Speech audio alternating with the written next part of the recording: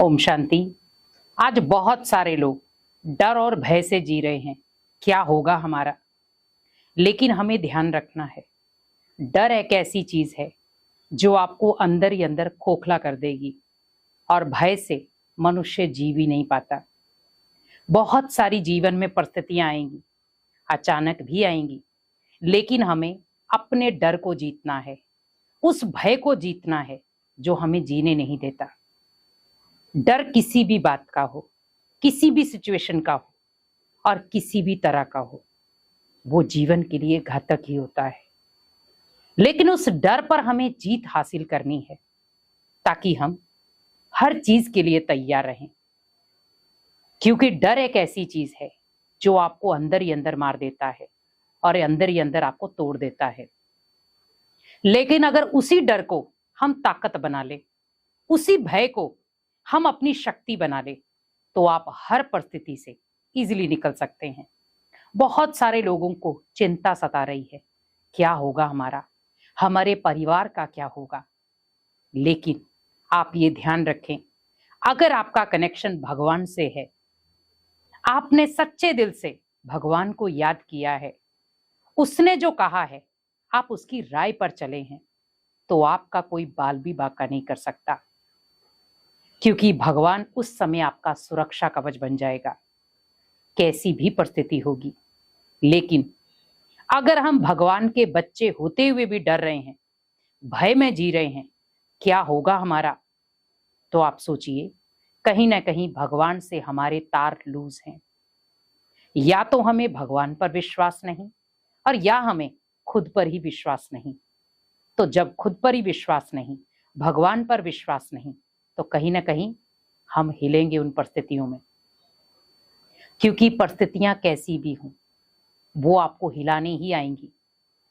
लेकिन अगर आपकी मानसिक शक्ति पावरफुल है तो कैसी भी परिस्थिति हो आप हिल नहीं पाएंगे, क्योंकि व्यक्ति आज बहुत सारी जगहों पर हमने देखा है, छोटी छोटी बातों में डर जाता है, मैं कैसे फेस करूंगा, मैं कैसे इस परिस्थिति से निकलूंगा, और डर भी जाता है और भय में भी आ जाता है। कई बार रात को नींद तक नहीं आती। क्यों? हमने अपने मन को इतना कमजोर क्यों बना दिया? हमें मन को कमजोर नहीं बनाना है, मन को बनाना है शक्तिशाली, और वो शक्तिशाली मन बनेगा मेडिटेशन से। अगर आप भय से खुद को मजबूर समझ रहे हैं कि मेरे से नहीं हो पाएगा, मैं कैसे करूंगा, कैसे हर परिस्थिति का सामना करूंगा, पता नहीं कोई साथ देगा या नहीं देगा, पर आप हमेशा याद रखें, अगर आपका भगवान के ऊपर विश्वास है तो अंतिम समय रक्षा भी वही आपकी करेगा, भले वो किसी को भी भेजे पर वो रक्षा करेगा। लेकिन ना तो आपको उस पर विश्वास है ना खुद पर विश्वास है, तो आप सोचो कौन आपकी रक्षा करेगा। तो वो परिस्थितियां कहीं ना कहीं आपको अंदर ही अंदर डर के कारण खत्म कर देंगी। तो मेडिटेशन मीन्स जैसे सुबह उठो, सुबह उठते ही आप ये सोचो, एक तो भगवान का ब्लेसिंग वाला हाथ मेरे सिर पर है, दूसरा पूरा दिन उसने मेरा हाथ पकड़ा हुआ है, तो मैं ना तो डर सकता हूं ना भय में जी सकता हूं।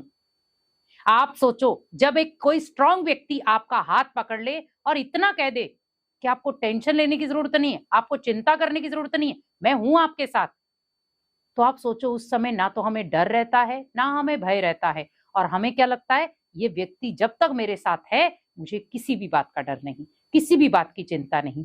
तो आप सोचो, अगर उस व्यक्ति की जगह पर स्वयं भगवान आपको कह रहा है, बच्चे चिंता नहीं करना, मैं हूं तेरे साथ, तो आप सोचो इससे बड़ा भाग्य क्या होगा हमारा, जो स्वयं भगवान हमारी रक्षा के लिए उतर आया।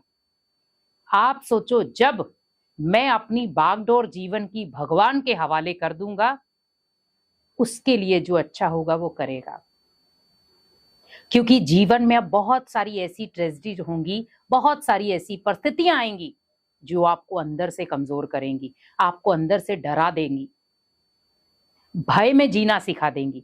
पर हमें उस डर को और उस भय को खत्म करने के लिए मेडिटेशन का सहारा लेना है।